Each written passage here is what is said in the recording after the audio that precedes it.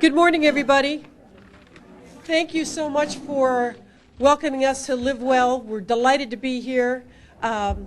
We usually come by and have lunch together, so it's good to be back with familiar faces. My name is Christine Kehoe. I'm the state senator for Claremont and all the rest of the 39th District, which goes from Del Mar to downtown. I'm very happy to be right here in the heart of my district, and I thank you so much for letting us come by. We have a very important topic to talk about this morning, and that's why we asked to take these few minutes. And we know we're between you and, is it a birthday celebration or? Yeah, okay, so we're gonna keep things moving right along. We're here this morning to talk about the California state budget because it is at a critical point. You've probably read in the papers that we have a $15 billion budget gap. And the question we want to ask today is, what do we want to see in our state budget? What do we value? Is it our seniors who depend on some assisted care at times? Is it our disabled youth who rely on in-home support services? I think the answer is yes. And I think some of the many Californians who would be the first to suffer under the governor's proposed plan are exactly who we're talking about today: frail elderly and frail youth. The governor's proposal would take $226 million from the in-home supportive services program, which provides medical care and other assistance to low-income, disabled, and aged Californians in their own homes, far cheaper than a nursing home. This allows them to those clients to avoid paying for more expensive out-of-home care, nursing home care, etc. The program serves almost 400,000 Californians, and it's been a safety net for some of the most vulnerable people in the state since 1959. In addition, the budget cuts by the governor would reduce state reimbursement to in-home supportive workers and reduce the number of hours they can work, and significantly reduce services for 83,000 Californians. We think these cuts would have a devastating effect.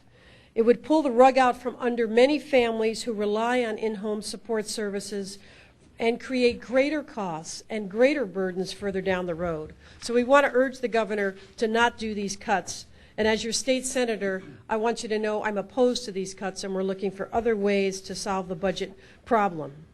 In-home support services keep people out of nursing homes, as I told you. We believe the state must maintain its core services to ensure Californians have a strong economy so people can go to work even if they have a disabled relative at home. The governor's deep cuts would force layoffs of thousands of school teachers, healthcare workers, and other vital public employees that would damage California's economy at the worst possible time.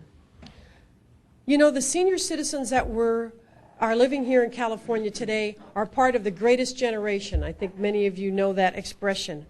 The generation that led us through World War II, the Great Depression, and the Cold War. We owe them our thanks. We owe them a decent, safe old age. We don't want to see these programs cut. And I'm here today to send a clear message to the governor.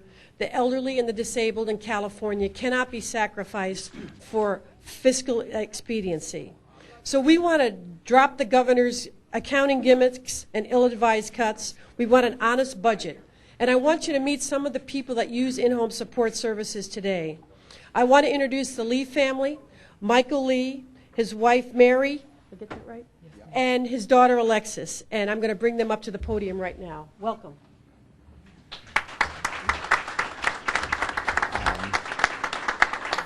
Thank you, Senator Kehoe, for inviting us here.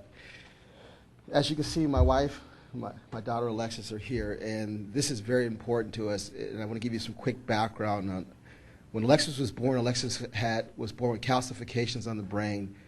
We didn't know that she had seizures that manifested at the time, but she was spasticity and several things. Alexis is a fighter. She's had 9 surgeries up until this point, everything from a rod placed into her back to actually having a vagal nerve stimulator, which is a thing that stimulates the brain to keep seizures from starting. The first time that we knew that she had a seizure disorder, my wife was driving down the road and Alexis stopped breathing and she turned blue. And from that point on, we were challenged as a family because if you can imagine any family member every night wondering if they are actually breathing and walking by their room at night to check and see if they are alive, that's what we experienced. Now, before we had any help or any services that came along, we were pushed to the limit where literally I lost my job because I could not stay at work, and neither could my wife. We had to, every time she had a seizure, every time there was an ambulance that we had to call because of some other complication, had to leave the job. Eventually my employer let me go.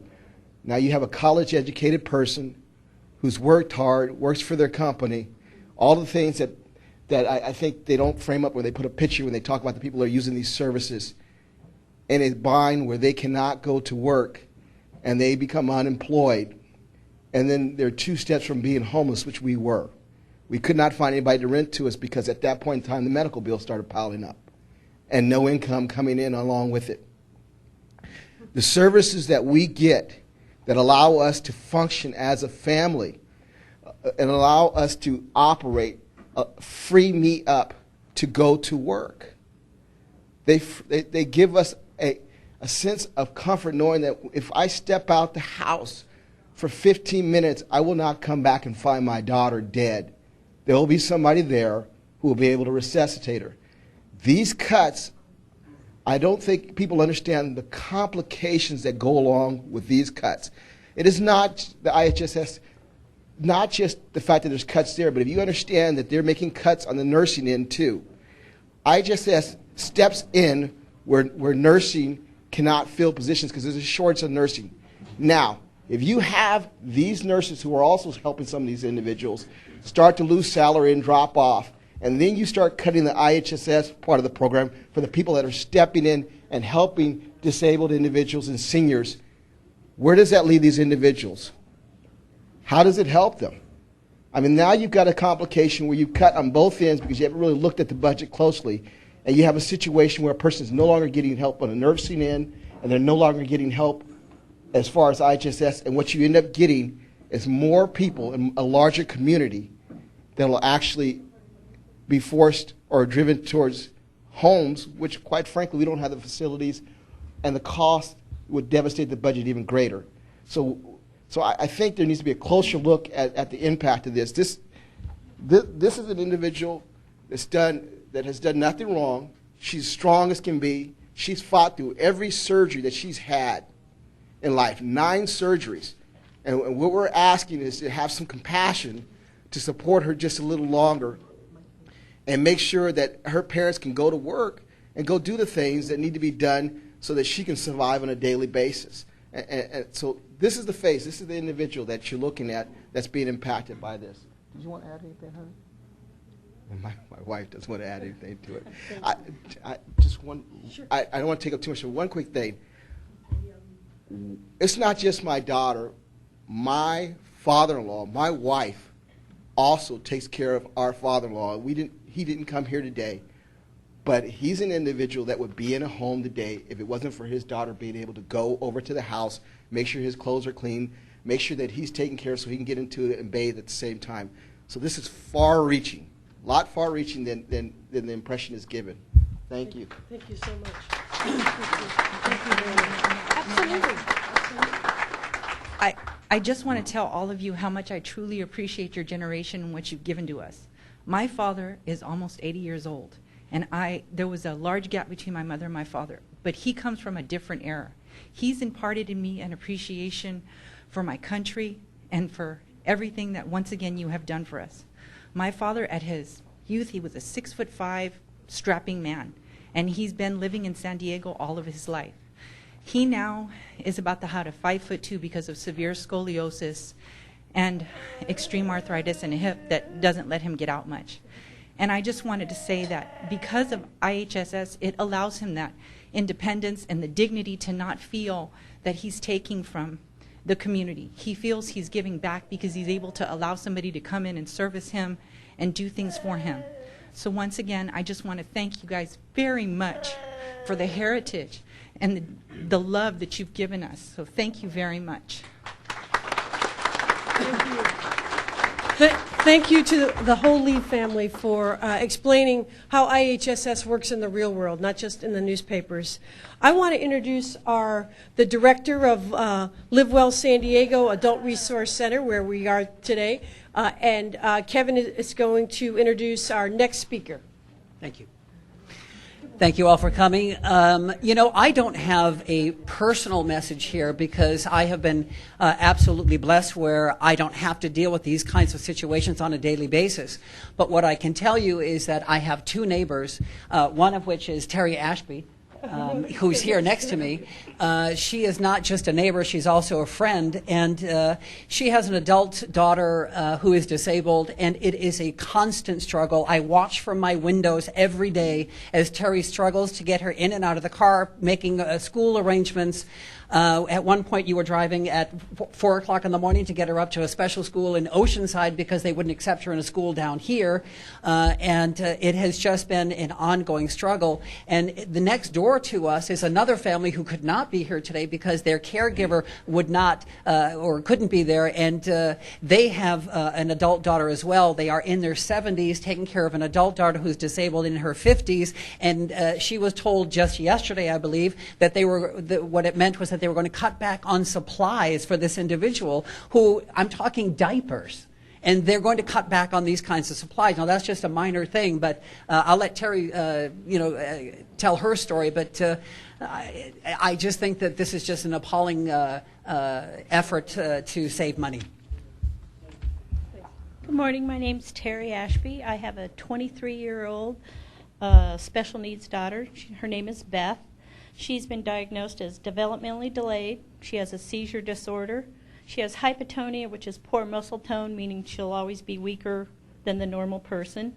She can hear, but she can't speak. She does sign, but since her poor motor skills, they aren't exact, and the family knows the signs, but anyone else coming in wouldn't know most of her signs.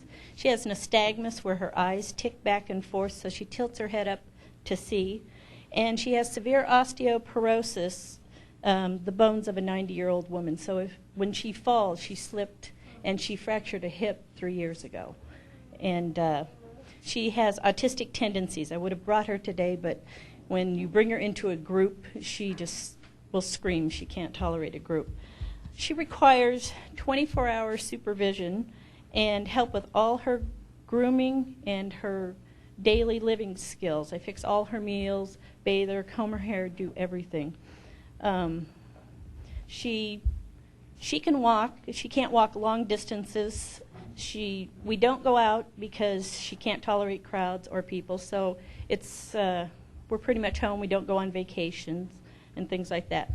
Losing IHSS, which has afforded me to be able to take care of her rather than trying to find a job that would tolerate when she would be ill, those periods of time being out of work and letting me keep my job, because that won't happen.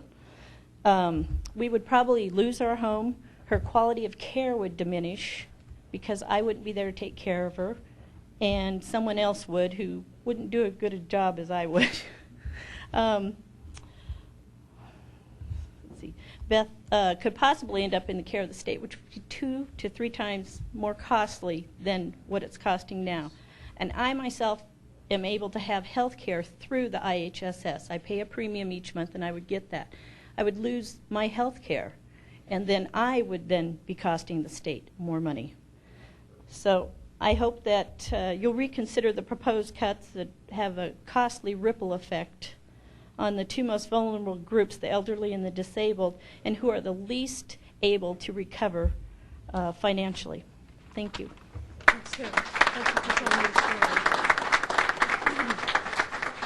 Thank you, Terry. We've been joined by Assemblymember Mary Salas and Assemblymember Lori Saldana, who also represent you up in Sacramento, and we want to introduce them.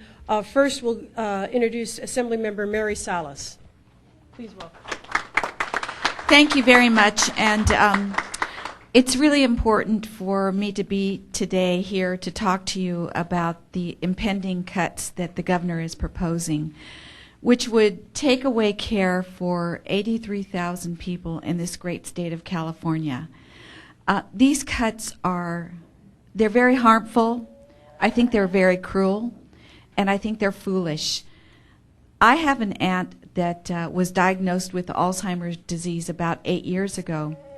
And when she was diagnosed, and you know that that's a progressive disease, is that her children and her husband were able to take care of her initially. And her children, who are my age, would stop by on their way from work before they went home to their families to try to assist my uncle, who's elderly as well, to try to take care of my aunt. And but it got to the point where they did need the help of in-home health service workers. And it has been a godsend, because but for that help, they would have had to place my aunt in a nursing home. And it actually, at one point, they did. They put her there for a couple of months. They made that decision to do that. And they saw that she got progressively worse very, very quickly when she got to the nursing home, because it affected her in very, very psychological ways. When you're taken away from your home, it's the last thing that you want to do is go out of your home. And so the care that she receives now from that supplemental help allows her to be home, and it allows her to be surrounded in familiar surroundings and by family at a much less cost to the state. So it's so foolish to cut the care where you could receive at home, only to have people and disabled people having to go into institutions where they don't fare as well. We know that.